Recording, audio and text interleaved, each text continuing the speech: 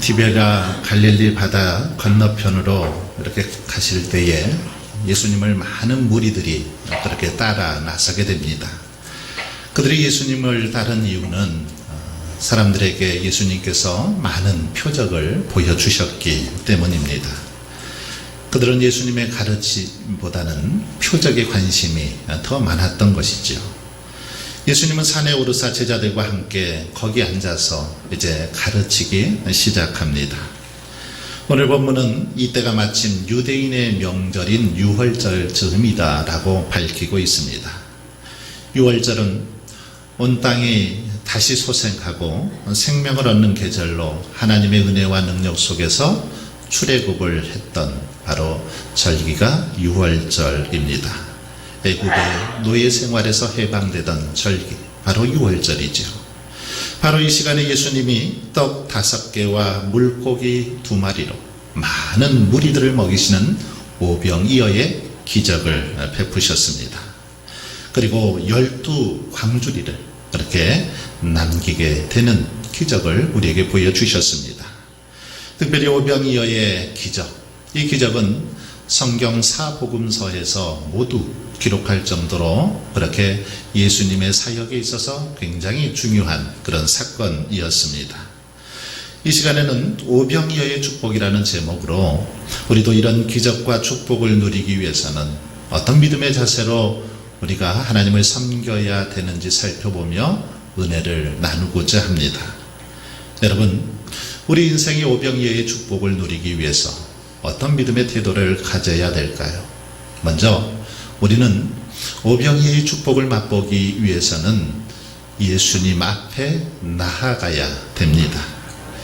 큰 무리가 풍성한 기적을 체험한 것, 바로 예수님 앞에 나왔기 때문이라는 것입니다. 많은 사람들이 예수님을 만나기 위해서 예수님께로 나왔다라는 것입니다. 집에 있는 사람들, 밭에 있는 사람들, 그 자리에 오지 않은 사람들은 결코 오병이어의 축복을, 기적을 경험하지 못했습니다. 주님 앞에 나온 사람들만이 그것을 경험했다라는 것입니다.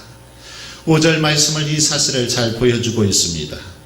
예수께서 눈을 들어 큰 무리가 자기에게로 오는 것을 보시고, 큰 무리들이 예수님께로 나아오는 것을 보셨다라는 것입니다. 그렇습니다. 예수님께서 베풀어 주시는 은혜와 축복을 맛보기 위해서는 제일 먼저 해야 할 행동, 바로 우리가 예수님께 나아가는 것입니다.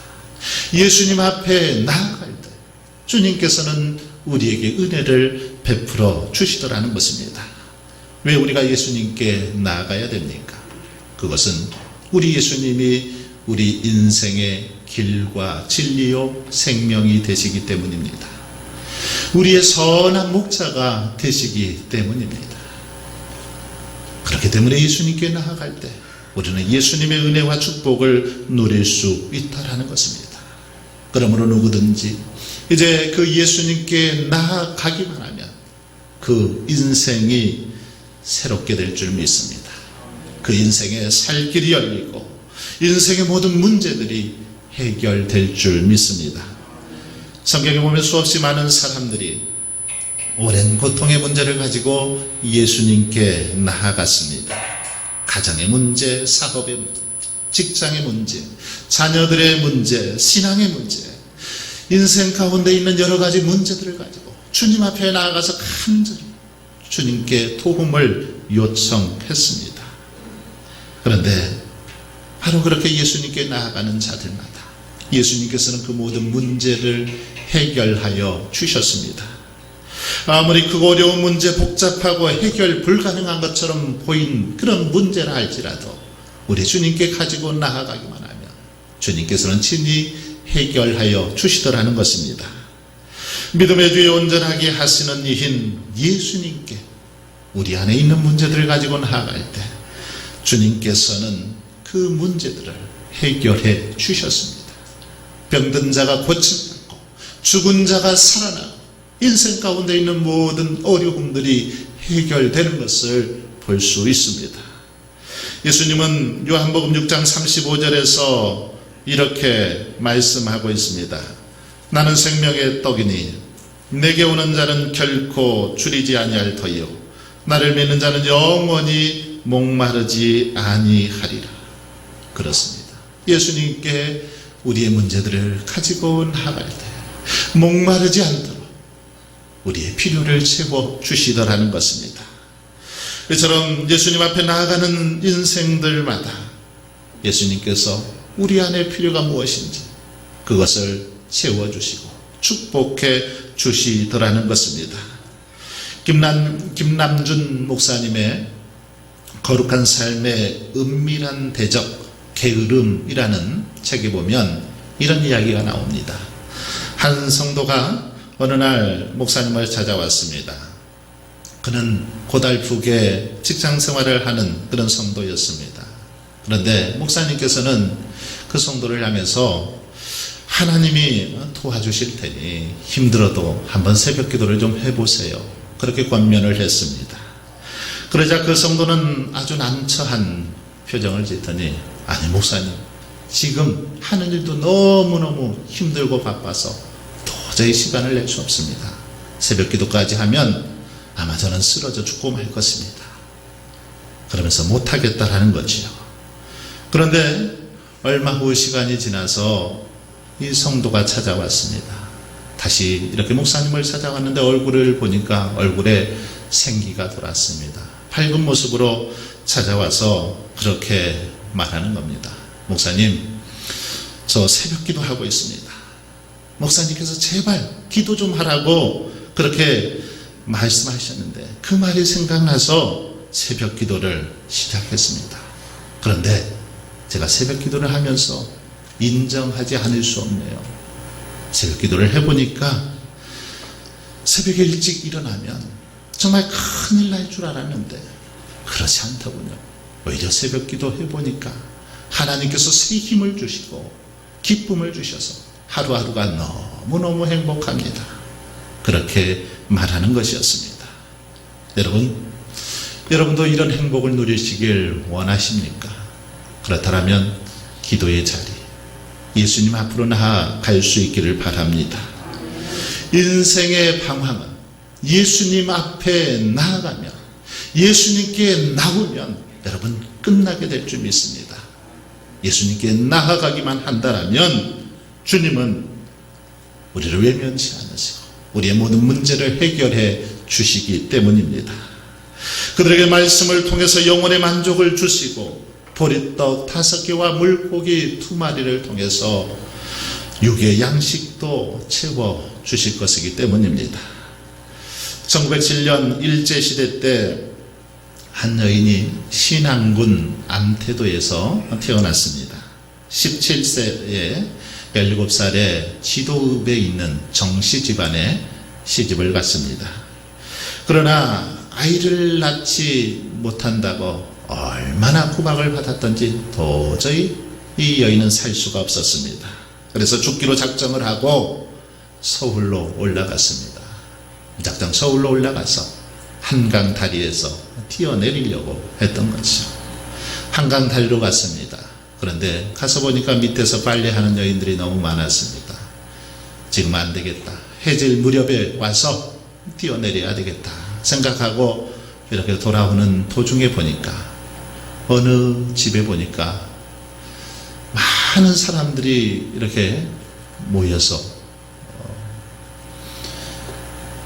뭔가를 하고 있는 겁니다. 그래서 호기심에 그 집 안으로 이렇게 들어가 보았습니다.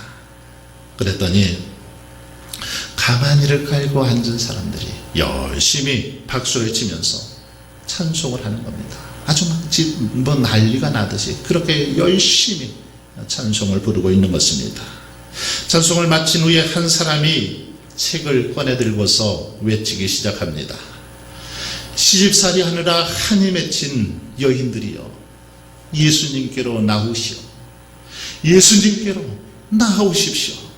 그렇게 말하는 겁니다. 예수님께로 누구든지 나오기만 하면 예수님께서 편히 쉬리라. 그렇게 말씀하셨습니다.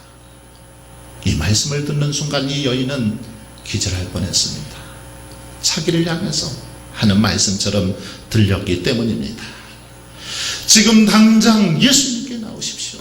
예수님께 나오기만 하면 살 수 있습니다. 큰 소리로 그렇게 외쳤습니다. 바로 그가 성결교회 부흥사 이성봉 목사님이었습니다. 3시간 동안 계속된 그 부흥의 시간 내내 이 여인은 한없이 울고 또 울었습니다. 부흥회가 끝나서 다른 사람들은 다 집으로 돌아갔지만 이 여인은 그 자리에 앉아서 계속해서 예수가 누군데, 예수가 누군데 계속해서 그렇게 울고 있었습니다. 이 여인은 이성봉 목사님의 안내로 신앙을 시작했습니다. 그리고 1931년 서울 성서신학의 신학원에 입학을 하게 됩니다. 그리고서 사역자의 길에 들어서게 됩니다. 1933년 전남 신항군의 임자도의 진리교회를 개척하기 시작합니다. 그리고 35년에 증동리교회와 대초리교회, 방충리교회, 우전리교회, 사목교회, 병풍교회 14개 교회를 개척했습니다. 쉬지 않고 그렇게 복음을 전하기 시작했습니다.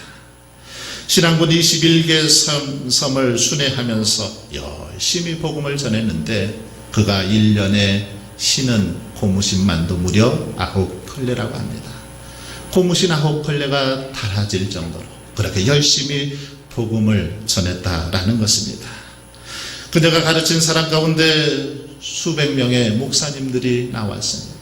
장로들이 나왔고 섬의 많은 사람들이 예수님을 믿게 되었습니다. 여러분, 바로 이 사람이 문준경 전도사님입니다. 문준경 전도사님은 죽음에 기로해서 예수님께 나아갔을 때 그 인생이 새롭게 변화되었다는 것입니다. 예수님을 만나고 예수님께 나아갔을 때 그 인생이 새로워졌다는 것입니다. 그래서 그를 통해서 수많은 사람들이 구원받는 역사가 일어났고 하나님 앞에 귀하고 아름답게 쓰임받을 수 있었다라는 것입니다. 그러므로 저와 여러분도 우리 인생의 모든 해결자 되시는 예수님께 나아갈 수 있길 바랍니다. 예수님께 나아가기만 하면 오병이어의 축복을 우리도 경험하게 될 줄 믿습니다. 두 번째로 오병이어의 축복을 누리기 위해서는 돈이면 다 된다라는 그런 생각을 내려놓아야 합니다. 돈이면 다 할 수 있다, 다 된다, 이런 생각을 내려놓아야 합니다. 예수님은 자기를 따르는 자들을 먹이시기 위해서 먼저 빌립에게 묻습니다. 우리가 어디서 떡을 사서 이 사람들을 먹이겠느냐? 이렇게 예수님께서 물으심은 빌립을 시험하시기 위함이었습니다. 그러자 빌립이 그렇게 대답합니다. 각 사람으로 조금씩 받게 할지라도 200데나리온의 떡이 부족하리이다. 이렇게 대답합니다. 여러분, 예수님의 질문과 빌립의 대답은 참으로 우리에게 많은 것들을 깨닫게 합니다. 우선 예수님의 질문의 핵심은 무엇입니까? 돈에 있지 않았습니다. 예수님은 이 사람들을 먹이기 위해서 돈이 얼마나 필요하냐? 이렇게 묻지 않으셨습니다. 그래서 돈이 얼마냐고 얼마나 드느냐 묻지 않고 어디서 이 떡을 사서 이 사람들을 먹이겠느냐? 이렇게 물으십니다. 어디 가서 이 떡을 사서 먹이겠느냐? 이렇게 물으시죠. 당장 필요한 떡을 어디서 구하겠느냐? 그런 말씀이셨죠. 그런데 빌립은 어떻습니까? 재빨리 이것을 돈의 개념으로 전환시켰습니다. 그래서 200데나리온의 돈이 부족하리이다. 200데나리온이 있어도 이거 가지고 안 됩니다. 얼른 돈을 먼저 생각하고 있는 빌립의 모습을 볼 수 있습니다. 이것은 예수님이 기대한 답변이 아니었습니다. 그럼 왜 이렇게 빌립이 대답했을까요? 왜 이런 대답을 했을까요? 그것은 빌립이 예수님의 초자연적 능력을 미처 깨닫지 못했기 때문입니다. 아니, 예수님의 능력을 기대하지도 상상하지도 않았기 때문에 돈을 먼저 생각했다라는 것입니다. 뿐만 아니라 무엇이든 돈으로 해결하려는 태도가 그의 생각을 지배하고 있었기 때문에 이렇게 답변했다라는 것입니다. 여러분, 그러나 이것은 바로 2000년 전 필립의 모습뿐만 아니라 어쩌면 오늘 우리들의 모습이기도 합니다. 현대인들의 특징은 무엇입니까? 무엇이든 돈으로 다 해결하려고 합니다. 뭐든지 돈으로 할 수 있다라고 믿고 돈으로 해결하려고 하더라는 겁니다. 무엇이 되었든 그것이 얼마나 들어가는가, 돈이 얼마나 있으면 되는가, 여기에 우리의 초점이 맞춰져 있다라는 것입니다. 이런 쪽에는 우리가 아주 전문가들입니다. 그래서 자기가 할 수 있는 일인가, 도대체 부담할 수 없는 일인가에 대해서 아주 재빠르게 순식간에 그렇게 계산을 해내는 능력을 저와 여러분은 가지고 있습니다. 이것이 어쩌면 황금 만능주의에 찌든 현대인들의 자화상이라는 거죠. 그러나 생각해 보십시오. 과연 이스라엘 백성들이 광야에서 40년간 지낼 때 그들이 여러분 농사를 지었습니까? 농사 지었나요? 농사 짓지 않았습니다. 아니면 어디 가서 그들이 양식을 사왔습니까? 그렇지 않습니다. 성경을 자세히 보십시오. 그런 기록은 단 한 군데도 없습니다. 그렇다고 그들이 굶어 죽었나요? 죽지 않았습니다. 성경에 보면 하나님과 모세를 거역하다 죽어간 사람은 있어도 굶어 죽은 사람은 단 한 사람도 없다고 증거합니다. 그래서 여러분, 모세가 내린 결론이 무엇입니까? 모세가 내린 결론, 광야 이 40년 동안 생활하면서 모세가 내린 결론은 그것입니다. 우리는 하나님의 입에서 나오는 말씀으로 사는 존재다. 이게 모세의 결론이었습니다. 사람이 떡으로만 사는 것이 아니라 하나님의 입으로부터 나오는 말씀, 이 말씀에 순종하고 이 말씀을 따라 사는 것이 복된 삶임을 분명하게 모세는 깨달았다라는 것입니다. 사랑하는 여러분, 그렇습니다. 성도는 돈의 힘으로 사는 것이 아닙니다. 물질로 사는 것이 아닙니다.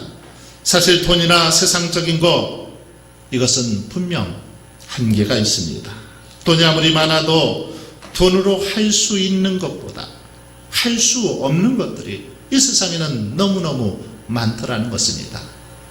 하버드 대학의 마이클 샌들 교수는 한 강의에서 현대인들은 돈으로 무엇이든지 할 수 있다고 생각하지만 돈으로 할 수 없는, 돈으로 살 수 없는 것들이 많이 있다라고 지적하고 있습니다. 돈으로 약은 살 수 있지만 건강을 사지 못하고, 사람은 살 수 있지만 사랑은 사지 못하고, 돈으로 침대는 살 수 있지만 잠은 사지 못하고, 책은 살 수 있지만 지식을 사지 못하고, 평화를 살 수 있지만 평안을 사지 못한다라고 말합니다.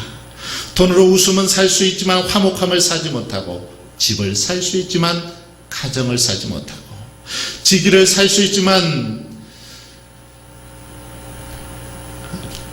존경은 사지 못한다라고 말합니다. 돈으로 시계는 살 수 있지만 시간을 사지 못하고, 피는 살 수 있지만 생명은 사지 못한다라고 그렇게 말씀하고 있습니다. 그렇습니다. 우리가 필요한 것, 돈으로 살 수 없더라는 것입니다. 여전히 많은 사람들은 돈으로 뭐든지 다 할 수 있다, 그렇게 말하지만 돈으로 할 수 없는 것, 돈으로 살 수 없는 것들이 우리 인생 가운데 너무너무 많이 있다라는 고백입니다. 사랑하는 성도 여러분, 그러므로 저와 여러분은 돈이면 다 된다라는 생각, 이것을 내려놓을 수 있기를 바랍니다. 세상의 방법과 기준을 내려놓을 수 있기를 바랍니다. 믿음 없는 사람들은 돈으로 모든 문제를 해결하려고 합니다. 그러나 분명히 여러분 기억하십시오. 돈으로 할 수 없는 것들 너무 많습니다. 돈으로 하는 것들이 어쩌면 그럴싸하기도 합니다. 합리적인 것 같아 보이기도 합니다. 그러나 거기에는 한계가 있습니다. 이런 것들에는 우리 하나님께서 역사하실 수 없습니다. 바로 이런 것들, 이것들을 다 내려놓아야 합니다. 돈으로 할 수 있다는 그런 생각, 세상의 방법, 이것들을 내려놓을 때 오병이어의 축복이 나타나게 될 줄 믿습니다. 마지막으로 오병이어의 축복은 내게 주신 것을 나눌 때 일어납니다. 내게 주신 것을 나눌 때 역사하더라는 겁니다. 기적은 나누는 자에게 임하는 하나님의 능력입니다. 8절로 9절에 보시면 예수님과 빌립의 대화가 한창 무르익고 있을 때에 안드레가 나섰습니다. 그리고 이렇게 안드레가 말합니다. 여기 한 아이가 있어 보리떡 5개와 물고기 2마리를 가졌나이다. 그러나 이것이 이 많은 사람들에게 얼마나 되겠사옵나이까. 그러나 이것이 이 많은 사람들에게 얼마나 되겠사옵나이까. 이 말은 언뜻 보면 굉장히 부정적인 표현으로 들릴 수 있습니다. 그러나 결코 그렇지 않습니다. 이 말은 있는 것을 다 바쳤지만 그것으로는 턱이 없다라는 그런 고백입니다. 예수님이 도와주시지 않으면 우리가 가진 것을 다 드려도 어림없다라는 그런 말입니다. 하지만 예수님이 역사해 주시기만 하면 여기 이 보잘것없는 보리떡 5개와 물고기 2마리를 통해서도 우리를 먹여주실 줄 믿습니다 라는 그런 고백입니다. 여러분, 한 아이가 내어놓은 보리떡 5개, 이것은 당시에 가난한 사람들이 먹었던 그런 음식이었습니다.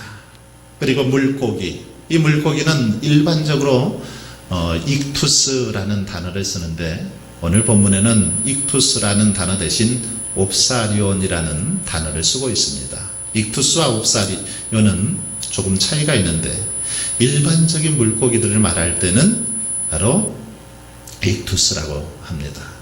그런데 이 옵사리온이라는 단어는 좀 다른 단어입니다. 소금에 절인 작은 고기를 가리킬 때 옵사리온이라는 단어를 썼습니다. 갈릴리 호수에서 물고기를 잡을 때에 어부들이 큰 것은 가져갑니다. 그리고 아주 작은 것들은 다시 살려주죠. 그런데 집으로 가져가기에는 작고 또 살려주기에는 조금 큰 것, 이런 것들은 그냥 이 해변가에 버려두었습니다. 해변가에 버려두면 고아나 과부들, 어려운 사람들이 와서 이것을 주워다가 소금에 절여서 그렇게 먹곤 했습니다. 바로 이것을 옵사리온이라고 합니다. 오늘 물고기 2마리는 바로 이런 물고기인 겁니다. 그러니 얼마나 보잘것없는 그런 고기입니까?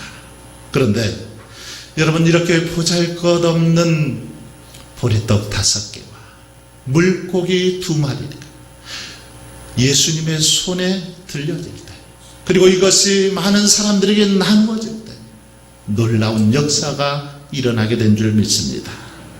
어린 소년이 가지고 있을 때는 그냥 떡 5개와 물고기 2마리였습니다. 그런데 이것이 다른 사람들에게 나누어지니까 놀라운 역사가 나타나더라는 것입니다. 5,000명이 먹고도 12바구니가 남는 그런 기적이 일어났다라는 것입니다. 여러분, 이처럼 아무 보잘것없는 것도 그것을 나누고 그것이 예수님의 손에 들려질 때 놀라운 역사가 일어나게 될 줄 믿습니다. 사르밧 과부를 보십시오. 자기에게 남아있는 한 움큼의 밀가루, 이것이 전부였습니다. 이거 먹고 죽으려고 했습니다. 그런데 이것을 엘리야에게 드렸을 때, 나누었을 때 하나님께서는 놀라운 축복을 해줍니다. 그래서 밀의 그 통의 가루와 기름이 떨어지지 않게 해주셨습니다. 그렇습니다. 우리가 가진 것을 나누고 희생할 때 기적이 나타나더라는 것입니다. 하지만 오늘날 많은 성도들은 오병이어의 축복을 바라면서도 자기 것은 나누려 하지 않습니다. 자기 것은 꼭 움켜쥐고 나누지 않으려고 합니다. 그러나 놀라운 역사와 축복을 맛보길 원한다라면 여러분, 먼저 나눌 수 있기를 바랍니다. 모자라고 부족해도 나누고 베풀 때에 기적이 나타나는 것입니다. 2차 세계대전 때 사하라 사막에서 소대병력 30명이 고립이 되었습니다. 지친 병사들에게 물이라고는 수통의 반절 정도 찬 그 물이 전부였습니다. 그들은 뙤약볕 아래서 그렇게 사막을 횡단했습니다. 휴식 시간이 되면 수통의 물을 나눠 마십니다. 30명이 마셔야 되니까 계급이 제일 높은 소대장부터 순서대로 조금씩 물을 마시게 됩니다. 그러면 제일 마지막 쫄병, 30번째 쫄병한테 오면 어떨까요? 당연히 물이 없겠죠. 그런데 30번째 쫄병에게 물이 왔는데, 수통이 왔는데 물이 찰랑찰랑 가득 그대로 들어있는 겁니다. 매번 휴식 때마다 그렇게 그 쫄병 차례가 되었을 때 물이 있는 겁니다. 그 앞에 코참들을 보면 분명히 한 모금씩 마시는 것 같은데 계속해서 물이 남아있는 겁니다. 이유가 뭘까요? 모두 입만 대고, 그냥 물에다 입만 대고 만 것입니다. 다음 사람들을 위해서, 부하들을 위해서, 뒷사람을 위해서 그렇게 했던 것입니다. 동료들을 위해서 입만 대었다 떼고 입만 대었다 떼고 그렇게 했던 것입니다. 사막을 건널 때까지 그 수통의 물은 그대로 남아 있었습니다. 30명이 며칠 동안 사막을 횡단하면서 수통 하나로 버틸 수 있는 그런 기적이 나타났던 것입니다. 여러분, 바로 자기 희생과 나눔의 정신, 이런 역사를 불러 일으키더라는 것입니다. 자기 희생과 나눔의 그 정신이 있었기 때문에 수통 하나로 30명의 대원들이 사막을 횡단하고 살아날 수 있었다라는 사실입니다. 사랑하는 성도 여러분, 그러므로 저와 여러분도 우리에게 주신 것들을 붙들고 집착하기보다는 나누고 베풀 수 있기를 바랍니다. 교회를 위해서, 이웃을 위해서 우리의 은사, 우리에게 주신 물질, 우리에게 주신 시간, 우리에게 주신 건강을 나누고 베풀 수 있기를 바랍니다. 그래서 날마다 광야 같은 인생 속에서 오병이어의 축복을 누리며 살아가시는 저와 여러분의 삶이 될 수 있길 간절히 축원합니다. 아버지 하나님, 오병이어의 축복이 우리의 삶에도 일어나길 원합니다. 저희들이 모든 문제의 해결자 되시는 예수님 앞에 나아가길 힘쓰게 하여 주시고, 돈이면 다 된다는 세상의 기준과 방법을 내려놓게 하옵소서. 무엇보다 우리에게 주신 은혜와 사랑, 물질, 은사들을 나눌 수 있게 하시고 희생할 수 있는 믿음도 도와여 주셔서 우리의 삶의 오병이어의 기적이 끊이지 않게 하옵소서. 예수님의 이름으로 기도하옵나이다.